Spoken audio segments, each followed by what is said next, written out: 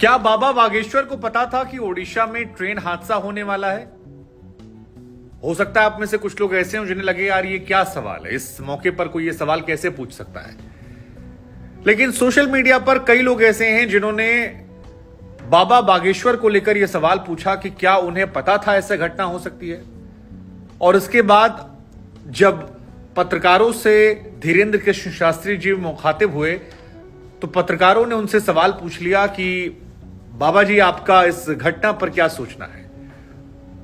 तो उनका कहना था कि मेरा मन दुखी है, व्यथित हूं, मैं परेशान हूं। मैं अर्जी लगाऊंगा कि जो तमाम लोग घायल हुए हैं उन्हें जल्द से जल्द सेहत में सुधार मिले। फिर पत्रकारों ने दूसरा सवाल पूछा कि बाबा जी आपके पास जो शक्तियां हैं क्या उनसे आपको जानकारी मिली थी कि यह हादसा हो सकता है, ऐसा पता लगता आपको? तो उनका जवाब था यस, हां। फिर उन्होंने कहा कि देखिए भगवान श्री कृष्ण को पता था कि महाभारत होने वाली है, लेकिन जानकारी होना और उस दुर्घटना को टाल देना ये दोनों बहुत अलग अलग बातें हैं। भगवान कृष्ण को भी पता था कि महाभारत होगा पर टाल नहीं था। अब कई चैनलों के मुताबिक बाबा बागेश्वर ने आगे ये कहा कि चाहे आतंकवादी हमला हो या छिपी हुई बात हो, हम इस बारे में पता लगाते रहेंगे, जानकारियां निकालते रहेंगे, लेकिन जानकारी लोगों को तब पता चलेगी जब वो हमारे पास आएंगे। बिना रोए माता जो है वो भी बच्चे को दूध नहीं पिलाती है। तो अगर किसी को ये जानना हो तो वो हमारे पास आए, हमसे पूछे, हम उसके पर्चा निकालेंगे और उसको उस बारे में सत्यता बता देंगे। साथ ही उन्होंने ये भी कहा कि कई सारे वैज्ञानिक हैं, कई सारे और भी विभागों के लोग हैं जो चोरी छिपे उनके पास आते रहते हैं, उनसे जानकारियां लेते रहते हैं और देशहित में वो उनके लिए काम करते रहते हैं। उनका ये कहना था कि आप हमको मत मानिए, बालाजी को मानिए और वही सब पर भला करेंगे। इसके बाद धीरेन्द्र कृष्ण शास्त्री जी ने ओडिशा में जिन लोगों की मृत्यु हुई है उनको लेकर 2 मिनट का मौन रखवाया।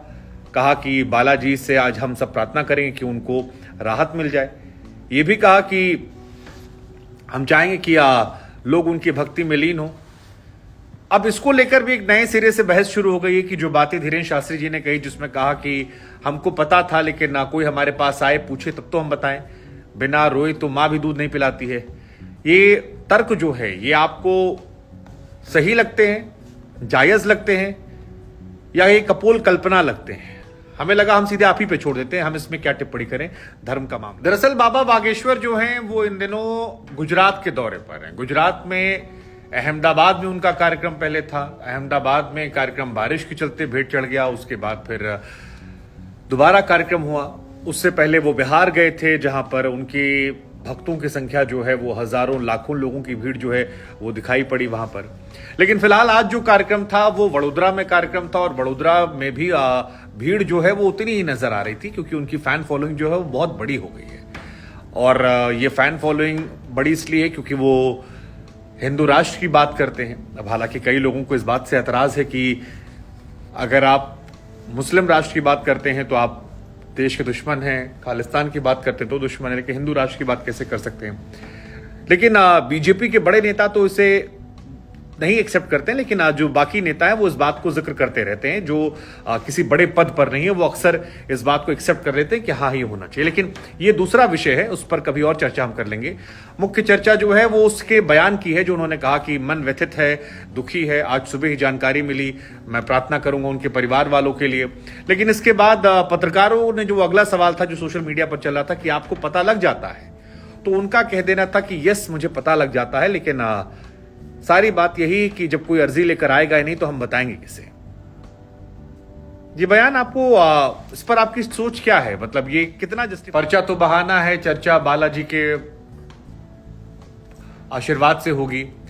भगवान बालाजी जो हैं वो लोगों की सुनते हैं, लोग उनके यहां जाते हैं, आस्था है, विश्वास है। लेकिन इस घटना पर यह बयान जो है ये फिलहाल चर्चा के केंद्र में और इसको लेकर कई तरह से रिएक्शन सामने आ रहे हैं। हालांकि ये लम्हा जो है ये सियासत का या तंज टिप्पणी या तारीफ करने किसी का तो नहीं है, क्योंकि बहुत दुखद दुर्घटना हुई है। तकरीबन 2200-2300 लोग जो थे 3 ट्रेन में सवार थे और 1999 के बाद ये पहला मौका था जब 2 ट्रेनें आपस में टकराई थी। इतना बड़ा हादसा हुआ था। 1999 के दौर में भी जो घटनाएं हुई थी वहां पर मतलब वहां भी मौतें हुई थी, लेकिन इस बार ज्यादा आंकड़ा हो गया। इतनी बड़ी मौतें की संख्या जो है वो 1981 में घटना हुई थी बिहार में, वहां पर हुई थी, उसके बाद नहीं हुई थी। और जो सिस्टम की बात टेक्नोलॉजी की जा रही है, वो कहा जा रहा है कि उस रूट पर नहीं मौजूद था क्योंकि भारतीय रेल सिस्टम इतना बड़ा है, धीरे धीरे लगेगा। हालांकि अश्विनी वैष्णव जी जो हैं इस घटना के बाद लगातार डटे हुए हैं और लगातार कोशिश कर रहे हैं कि वहीं रहें। आप उन पर तमाम तरह के तंज कस सकते हैं, लेकिन दो तारीफ मैं करना चाहूंगा, एक उड़ीसा के लोगों की जिन्होंने दिन रात तपस्या करके वहां पर खून दिया, डटे हुए हैं, लगे हैं।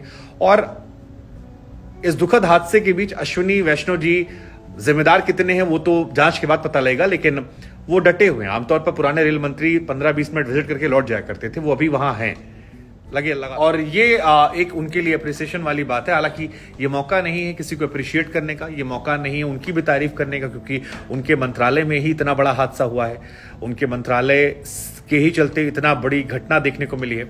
लेकिन फिर भी है कि ठीक है, आमतौर पर नेता लोग क्या करते हैं कि वो इसी कमरों में बैठते हैं, 2 अधिकारी सस्पेंड कर देंगे, 4 इनको हटवा देंगे, 2 टीवी पर आकर स्टेटमेंट दे देंगे। हमने यही देखा क्योंकि इस देश में घटनाएं हुई हैं, लालू प्रसाद यादव जी के दौर में हुई हैं, ममता बनर्जी के दौर में हुई हैं, कांग्रेस की सरकारों में भी रही हैं। केवल आजाद भारत में 2 ऐसे रेल मंत्री रहे हैं जिन्होंने नैतिकता दिखाई है। एक थे लाल बहादुर शास्त्री जी, जिन्होंने अपना इस्तीफा दे दिया था। पंडित जवाहरलाल नेहरू मना कर रहे थे उन्हें कि आप मत इस्तीफा दीजिए, लेकिन नैतिकता के आधार पर उन्होंने इस्तीफा दिया और उसकी सराहना होती है। और दूसरे जो थे वो नीतीश कुमार जी थे। नीतीश कुमार जी भी कुछ समय पहले तक तो लगातार वो नैतिकता के थे, अपने लोगों से भी इस्तीफा लिया, बाहर से भी लिया। अब उन पर लगता है आरोप कि ठीक है, अब मौजूदा दौर के हिसाब से ढल गए हैं, और वो भी एक अलग विषय है। लेकिन इस्तीफे की तरह अश्विनी वैष्णव जी का ये तस्वीरें निकल कर आना, उड़ीसा के लोगों का खासतौर पर इस तरह से इन्वॉल्व होना, बिना मांगे हर धर्म के लोग खून देने जा रहे हैं, तो उनके लिए एक बार रिस्पेक्ट है। लेकिन जो मौत हुई उसकी जिम्मेदारी भी तय होनी चाहिए। ये 300 मौत ऐसे ही गुजर जाएं, ये सही नहीं है, और ये हादसा दोबारा ना हो ये कैसे सुनिश्चित किया जाए, ये भी बड़ा सवाल है। भरोसा